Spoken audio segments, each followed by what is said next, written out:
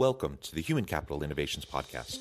We're your source for personal, professional, and organizational growth and development, where we share original research, explore industry trends, and interview executives and thought leaders from across the globe. We hope you join us often for practitioner-oriented content around all things related to leadership, HR, talent management, organizational development, and change management. Maximize your personal and organizational potential with Human Capital Innovations Podcast. Do you enjoy the Human Capital Innovations Podcast? Please subscribe, leave a review, comment, share, and consider supporting the podcast on Patreon, even at the producer and sponsorship levels.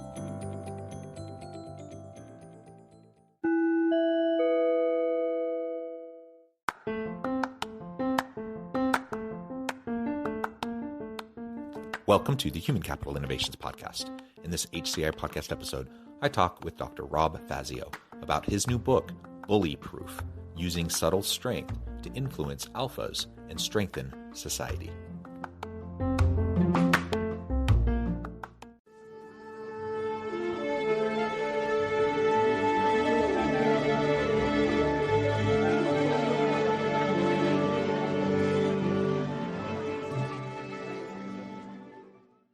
Dr. Rob Fazio, welcome to the Human Capital Innovations Podcast. Thanks for having me on, John.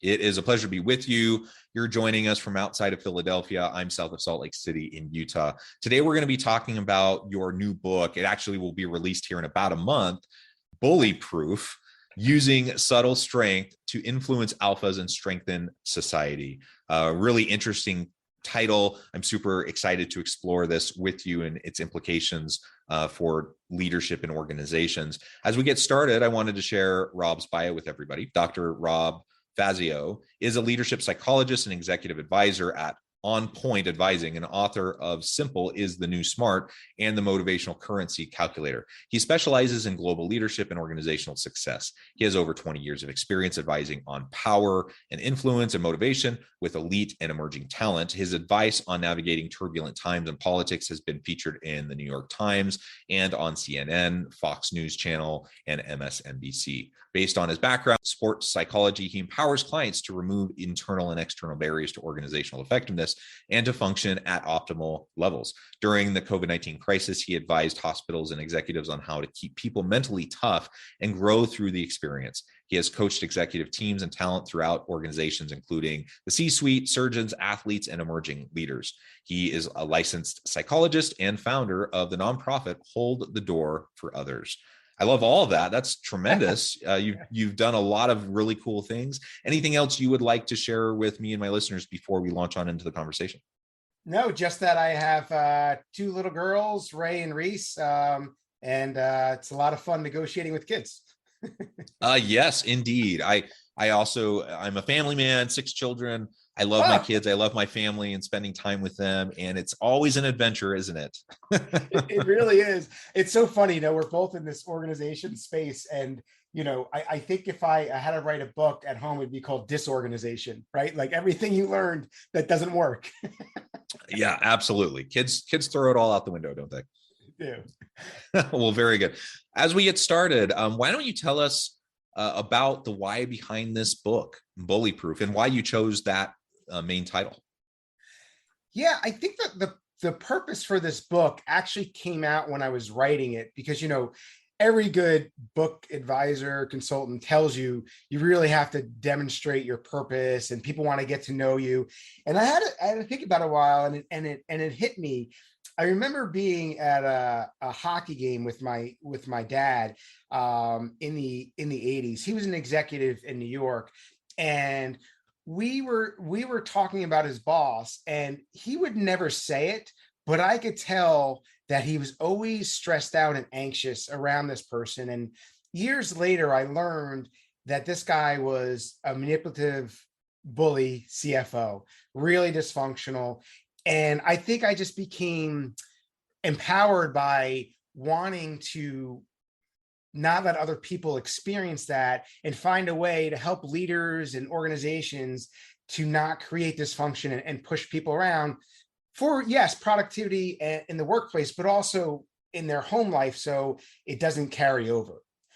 And then the title of the book, gosh, it took me years to kind of nail it and figure it out. But one day I was running and just this idea of being bulletproof came in my head, of like bulletproof vest and being not letting things impact you. And then it just kind of clicked, like, oh, bullyproof. There we go. That's it. Yeah. Well, that's excellent.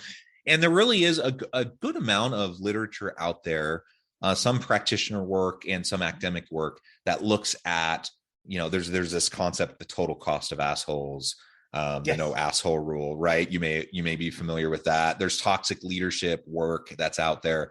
The bottom line is this is a problem, and most people have experienced it. Most people have experienced manipulative jerk bosses that cause a lot of problems within organizations, and sometimes it's not intentional, sometimes it is, and it's not always bully behavior, but certainly it's unhealthy, it's psychologically unhealthy, it disrupts team dynamics and productivity and all those sorts of things. So it's definitely problematic, and we need to learn how to address it. So I think that's great, and I like the way you frame it up there with your title. So kudos to that. I know coming up with a good title can be challenging. It can, and it's kind of like naming a kid, right? Everyone, like, you don't want to say it to the wrong person because they'll kill it, Yeah, absolutely. And that's a great origin for the book as well. And again, I think it's a super timely and important kind of a topic. We need to just learn how to do better with this, right? And certainly, I have to admit, I'm impressed with my kids' school. And I don't know the age of your children, but I have 6 children, grades 3 through senior in high school. And so I've seen them as they've gone through, and to see the focus that schools put on bullying education, and like making sure that there's a zero tolerance rule, an approach to bullying. It's been really great, because I don't know how it was for you, but when I went through school, it was prevalent, right? It just, you see the shows and the movies, that really is how it was for me. Like it was all around. It happened all the time. And I was, sometimes I had to deal with it myself. Unfortunately, there may have been times where I was a jerk to other people. The reality was that was just more commonplace back when I was going through school. And I'm glad that for the most part, my kids haven't had to deal with that. How wonderful would it be if we got to a place as a society where we could have workplaces, we could have organizations where there's zero tolerance for bullying and that people can just treat each other with dignity and respect and with kindness? That would be amazing. I would love that. It would. It's going to be, it's going to be a heavy lift.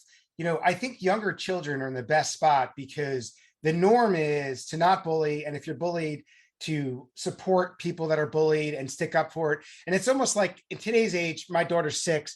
If someone bullies, it's right away, boom, the parents are involved.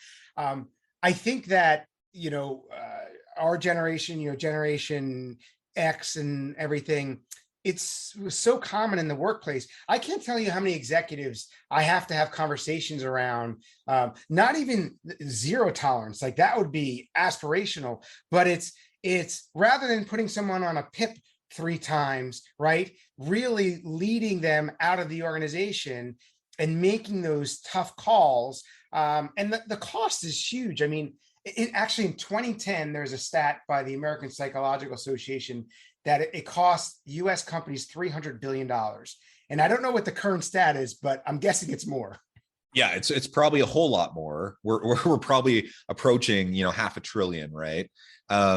And the reality is this is a huge problem. So let's figure out how to make it better. Just like, in schools and for our children, it seems like it's getting better. At least where I live, it certainly has been. And hopefully it's getting that way for other people as well. So let's talk about how do we do that within organizations? And your subtitle, you say using subtle strength to influence. So it's using subtle strength to influence alphas and strengthen society. And what I found is, right, we know interpersonally there's a continuum of how people interact. And so I created something called strength styles, which essentially is a continuum that ranges from being submissive, then towards subtle strength, overt strength, and then dominance. And when people bully or interact with alphas that may or may not be bullies, they tend to either avoid, which is submissive, or attack, which is dominate. And that pulls us into a reactive state as opposed to a creative or collaborative state of mind. And so realizing that part of it is not personalizing when you have the experience of being bullied, and realizing it's more about the other person than you. And I think that something people don't talk a lot about is we actually need to do things that empower people to navigate bullies, but also take ownership to not give permission and to have boundaries around when you're mistreated. I think so many people just take it because they feel like they're stuck. And all that does is give permission for more bullying. And that's the worst thing, right? Like when bullying behavior happens and it's not addressed, and then there's this perception that that's just our culture, that's the style. And I've heard leaders justify it, as this is just, we have more of an aggressive, high octane culture, they'll say, or something like that. And yes, that's, can you be high octane? Can you be like results driven and not have a bullying culture? Yes, absolutely you can. And so getting to the place where we can address the behaviors when they happen, and not give either implicit or explicit permission for them to happen by addressing them, then that can make a big difference. The problem is we observe these things, nothing happens. And usually, in my experience, the only thing that happens is to the person who speaks out about it, and then they get bullied further. Yeah, exactly. And so there's a stat by the Workplace Bullying Institute, and they estimate that about 67% of people that have a job that they love that get bullied still leave. And so, I mean, how unfortunate is that? And you're right, it does often go unchecked. And the whole alpha thing is that you could be an alpha and not a bully. And there are different types of alphas, and the type of alpha I try to get people to align with are alphas that are aware and adaptive. In other words, they know that they're alphas, and they use their powers for good. And what that does is it neutralizes the unaware, non-adaptive alpha, the person that just doesn't care. And so, people will say, well, I'm not assertive enough to become bully-proof. And that's actually not true. You can build alliances with other people that have similar ambitions as you, and that tends to kind of hinder the progress of the bully. The rest of your subtitle is strengthening society. And in this case, we're going to zoom in on society. That's a big, big thing, right? We're going to zoom in on strengthening our organizations within that broader societal context, by coalition building, by finding people who can be your support. You can protect yourself from these types of bullying behaviors so that you're more bulletproof to the effects that they can have, and you have people with watching your back, you're watching their back, etc. What are some of the other things we can do to proactively address when we see bullying behaviors happening, especially if we happen to be in a somewhat toxic culture where it's just kind of expected, it's the norm, people just kind of tend to roll with it and never gets addressed?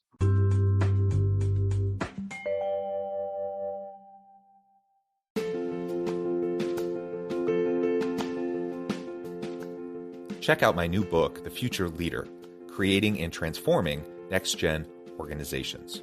Stemming from 2 decades of professional experience and over 600 in-depth interviews with executives, thought leaders, and scholars from across the globe, The Future Leader will help you explore the ordinary, everyday actions that will help you to prepare to lead in the future of work, to respond to an uncertain future, and to produce extraordinary results for individuals, teams, and organizations.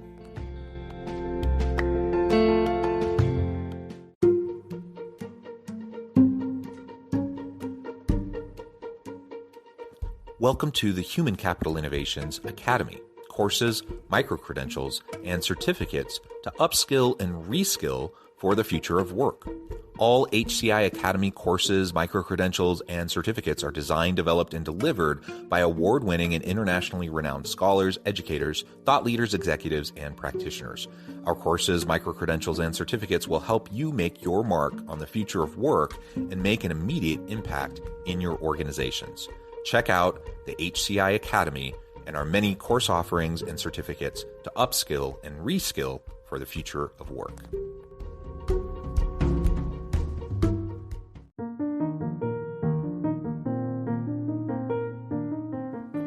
Check out our new weekly LinkedIn newsletter, Alchemizing Human Capital, exploring industry trends via original research and interviews with executives and thought leaders from across the globe.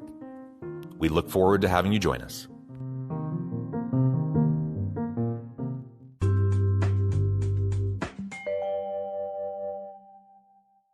So I think that there's a couple things that are really important. One of them is there's some great literature out there on successful intelligence by Bob Sternberg.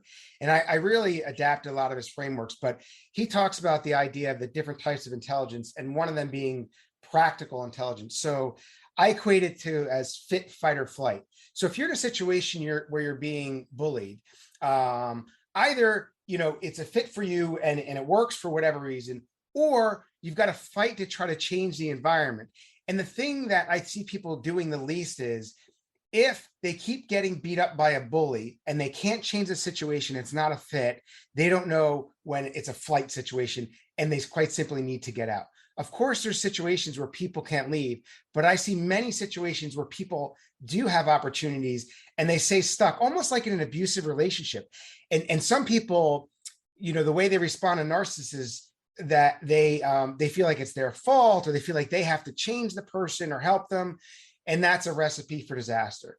Organizationally, when I think of power, from a perspective of when you have it, how to use it, and so you don't lose it or become abusive, there's 4 facets to it. So there's self and having self-ambition, which is good and fine. You want to be motivated.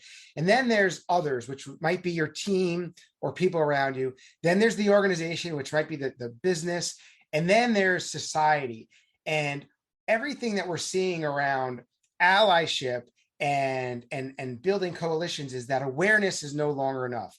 I can't be, hey, John, I know that there's a gender bias, or I know that there's racial differences and everything. That no longer works. We actually have to take action. So what I try to do is lay those 4 facets around awareness of those, and am I taking action to make them better? And like you said, ultimately, we just have to be proactive about this. And I like the way you break that down into those different components, because that's a helpful kind of typology and framework for thinking about the different areas. So as we continue to move on in looking at your book and what you're trying to address with the reader, what are some of the other key takeaways, the key principles or components that you think would be most valuable to highlight here in our remaining time? Yeah, I think that let's take it from the perspective of, if you're experiencing bullying, just like in any tough situation, you need to have hope and a plan. So believing that you can take some ownership and not fall into a victim mentality, and having some sort of a plan. And one of the planned approaches that I take is really understanding your motivational currency, which is what drives you, whether it's performance, people, power, or purpose, and making sure you're having opportunities on a daily basis to nurture those and be engaged. And then also being able to read other people's motivators, because when you do that, you could communicate in a way that isn't threatening to them, if you're using language that is important to them. And then another thing I do try to teach people to do is use this framework called deals. So when someone goes in and they try to influence an alpha, as I mentioned, they try to take them head on, or they completely become submissive. And the acronym deals is D is for depersonalize, which is the hardest step in removing yourself from feeling like this has something to do with you. Because we're all in some ways think about ourselves and are self-absorbed, but many times it has zero to do with the recipient of the bullying. The second is the most controversial, which is empathy. And what I found is you need to change the pattern and dynamic with a bully, because they are so used to people being exhausted from them and not wanting to engage them in conversation. And when you are actually empathetic and try to understand them, they change the way they interact with you. And then the A is align. So align with something with the bully, even if it's for a short period of time, saying, wow, I really appreciate why you want to accomplish this. And that often decreases the emotional reaction and creates some opening. And then looking for the hook, looking for something that, an opening for something where you can uncover what's really important to them, what motivates them. Oftentimes bullies get tired, and you've got to be patient and find that opening. And then the final is show strength. So I think a mistake a lot of people make is they'll just go along with the bullying, or they'll be dominant. But if you can show strength, like subtle strength, where you ask a question that might be somewhat assertive, you use humor to point something out, but demonstrating some strength in a way. And there's a continuum, kind of like a gas pedal, where you might be pretty subtle, and then you might be overt and say, you know what, John, I really didn't appreciate the way you said that. Can we agree that we won't talk that way anymore? Yeah, I think that's helpful. And showing that strength, man, that is challenging. And I have to admit, I'm more of an introvert. I'm more of a perhaps more passive when it comes to conflict with other people. That's my natural tendency. I'm happy to speak up and to speak out and challenge people in a group setting. You know, when I think that there's other people that probably agree with me, but maybe they're just scared to speak up. So that's not something I'm scared to do. But to be able to directly confront somebody in a one-on-one setting when something has happened, my tendency would probably be to let it go and to try to just, turn the other cheek, forgive them, try to, just put my head down, focus on my work. The problem with that is that you're enabling those bullying behaviors, and they're just going to continue. And so how would you coach someone or guide someone who might have that kind of a tendency so that they can show more strength? So interestingly enough, other than people who are pure alphas, most of us are like that, right? We're human beings. We want to connect. We want relationships. And that gets in the way of us having direct conversations. I'm the same way, where, I could coach someone through a conflict like a ninja, but when it comes to me and it's personal, I get awkward. I rationalize why it's not important to surface a conflict. Like, I'm brilliant at talking out of myself, having a bullyproof conversation. And I think that's admitting that, I think, can be very powerful to people that you're working with, and that a lot of us struggle with this. But that doesn't make it okay. And something you said, I think, is the key, because people like you care about other people, the organization, and society. And that's where I find the hook, where I have conversations around, if you're letting this happen to you, is it likely it's happening to other people? How do you think it's happening, influencing other people's home lives? And so this is where the value-based power comes in, is where I really try to trigger their value system to help them build the comfort and confidence to take it on. And there are times politically where it's not smart for that person to take it on. And that's where the asking questions to fellow colleagues and seeing if other people are having that, it might be finding a peer or someone who is as high as the other person in the organization positionally to try to take that on. Yeah, I think that's good advice. I like how you say you're a ninja about these things when you're coaching other people on how to do it. It is something entirely different when it's you in the hot seat, isn't it? Oh yeah. And that really can be a challenge. But you're right. Yeah, this is generally human nature. And so we have to push ourselves to be appropriately strength-based and respond into these types of situations, especially if there's a pattern that has emerged. It's not going to magically stop. You have to actively disrupt it, or it will continue.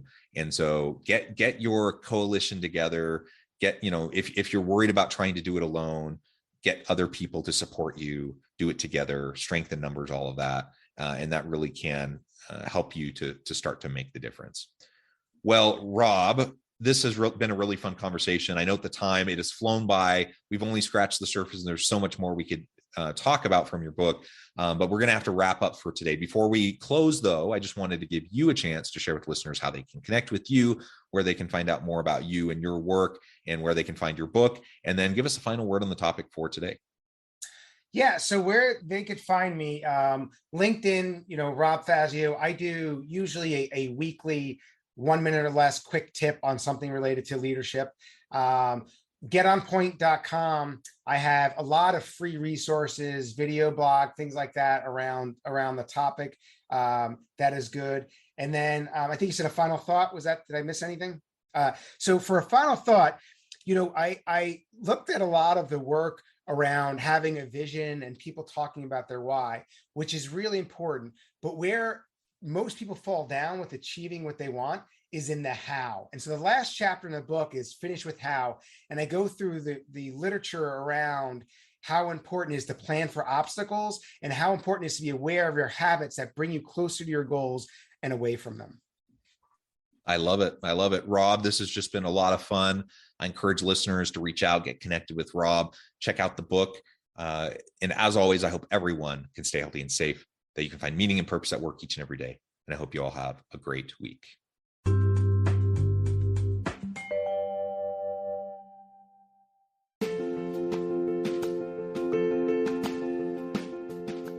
Bluer Than Indigo Leadership, the journey of becoming a truly remarkable leader. Early in my adult life, I learned about an Asian proverb that translates as bluer than indigo. If you think about the color indigo, it is a brilliant, deep, and vibrant blue, what some would call the bluest of blues. To have something that is bluer than indigo is rare and truly remarkable. Contrary to popular myth, there is no one-size-fits-all or cookie-cutter approach to effective leadership. There is no silver bullet, no secret sauce, no go-to model that will solve all of your problems. The truth is, great leaders have all had their unique strengths and flaws, and have all had to discover and then pave their own distinctive path in their life's journey to fulfill their leadership potential. Bluer Than Indigo Leadership will help you discover your own path and explore those ordinary, everyday actions that will help you respond to an uncertain future and produce extraordinary results for individuals, teams, and organizations.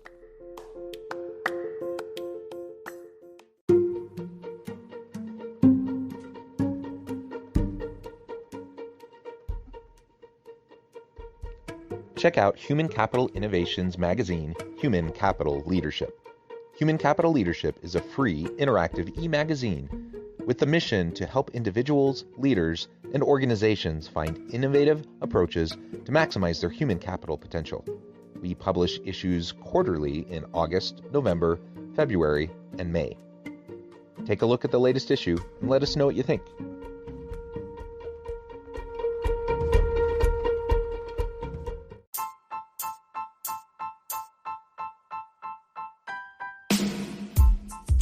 The Alchemy of Truly Remarkable Leadership. Ordinary, everyday actions that produce extraordinary results. Consider how the nature of work has shifted over the past 50 years. With increased globalization, rapid technological advancement, and the shift in economic composition, the average job of today looks very different than the average job of 50 years ago. What will the jobs and organizations of tomorrow look like? Moreover, what does this all mean for organizational leaders? What are the core competencies and capabilities of organizations and their leadership that are prepared for continued disruption and geopolitical and socioeconomic shifts?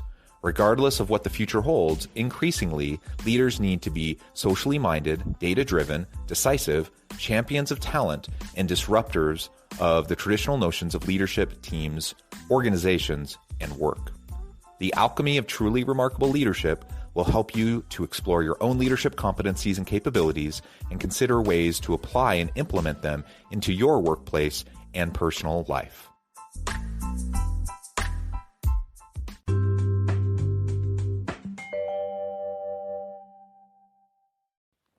Do you enjoy the Human Capital Innovations podcast?